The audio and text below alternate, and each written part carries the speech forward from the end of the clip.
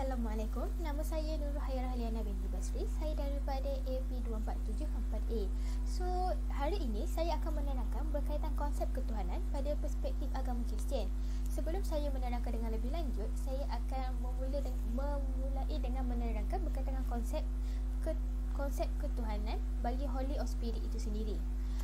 Menurut kepercayaan Nasir, Holy of Spirit ini merupakan Tuhan dan pemberi kehidupan, dan dia hadir sebelum alam semesta ini diciptakan melalui kekuasaannya. Tak bagi penganut agama Kristian, mereka mempercayai bahawa Holy of Spirit ini merupakan orang ketiga daripada Trinity. Dan Trinity itu terdiri daripada tiga Tuhan, which is daripada God of Father, Jesus and Holy of Spirit ini sendiri. Menurut kepercayaan lagi, Holy of Spirit ini mempunyai kepribadian yang mulia setanding dengan God of Father and the Jesus.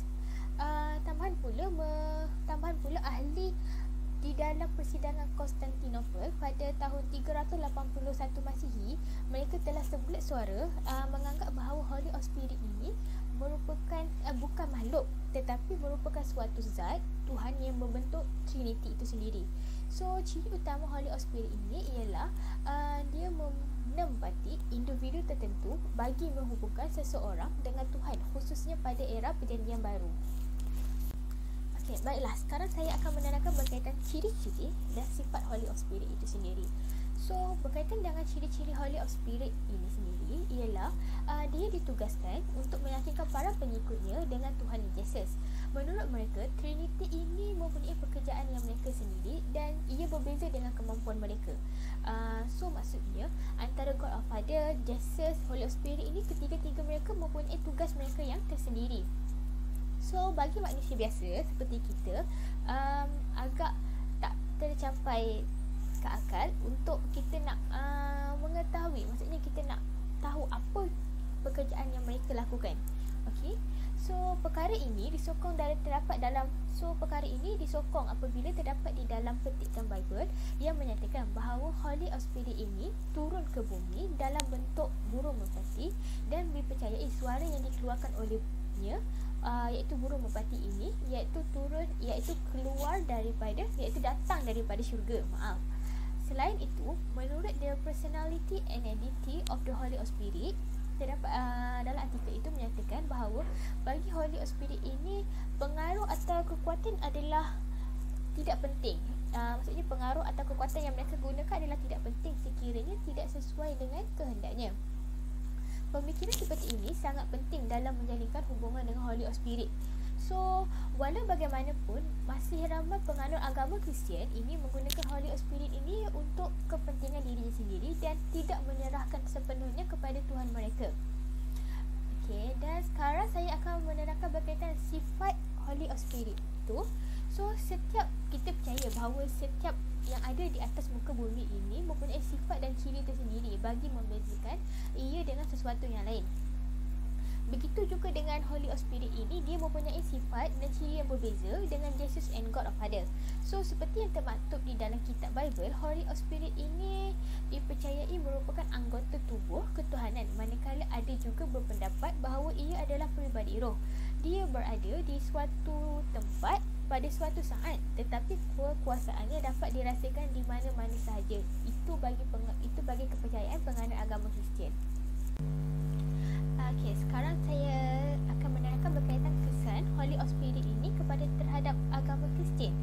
Okey, menurut penyembahan Holy of Spirit ini melalui pengabdian harus dilihat cara bagi meletakkan kembali kehidupan Kristiani dalam kehidupan masyarakat Kristian. Pengabdian ini merujuk kepada keterikatan terhadap sesuatu atau tujuan atau pengabdian yang mendalam terhadap Holy of Spirit.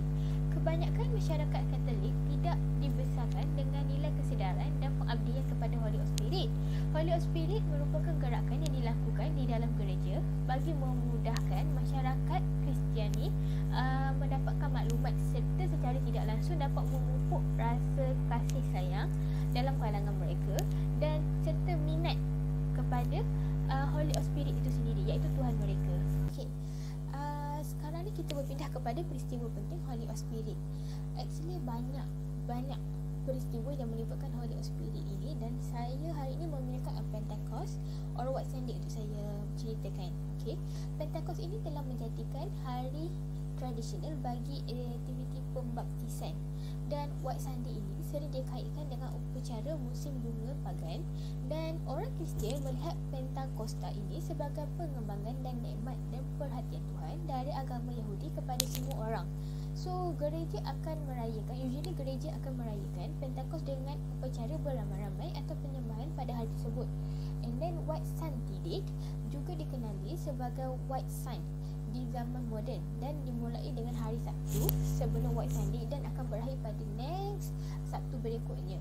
Menurut tradisi gereja, Pentecost selalunya dilakukan atau diadakan pada sekitar 7 minggu setelah Easter Sunday, atau lebih kurang sekitar 50 hari setelah Easter.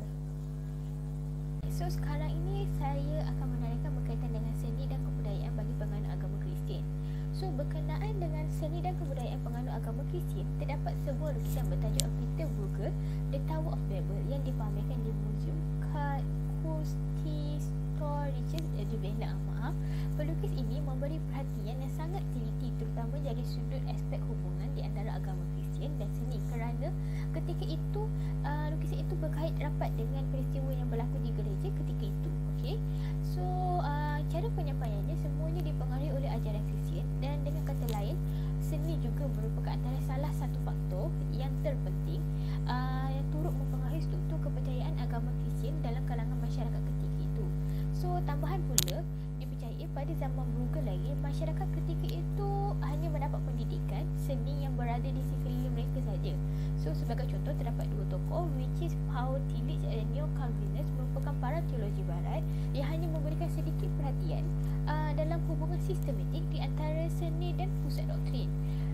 Okay, walau bagaimanapun, mereka ini pasti mempunyai alasan yang kuat kenapa mereka melakukan pemprotesan seperti ini. Okay, mereka punya 3 alasan. So antara alasan mereka ialah yang pertama, iaitu berkaitan dengan kebimbangan mengenai penyembahan berhala dan hampir di dalam setiap era sejarah gereja.